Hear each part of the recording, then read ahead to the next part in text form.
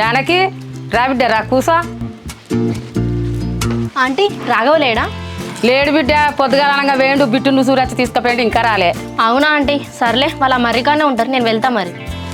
వెళ్తూ కానీ బిడ్డ ఒక్క నిమిషం ఉండు.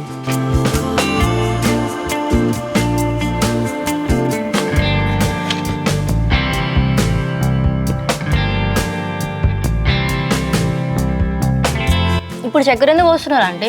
జానకి నా కొడుకు ప్రేమను ఒప్పుకున్నావట కదా, ఇంట్లో స్వీట్ లేదు, లేక చక్కెర పోతానా. అవునా ఆంటీ? జానకి ఇన్ని రోజుల కంటే వాడు ఊళ్ళో తిరుగుతా నడిచింది బిడ్డ. ఇప్పుడు ఏదన్నా ఒక పని చెప్పాలి నువ్వు, అని పని చేయాలి. ఓకే ఆంటీ, మీరేం టెన్షన్ పడకండి, రాఘవతో నేను మాట్లాడతాను. సరే బిడ్డ, ఇన్ని రోజుల కాడ నుంచి ఏదైనా పని చేయరా అంటే జానకి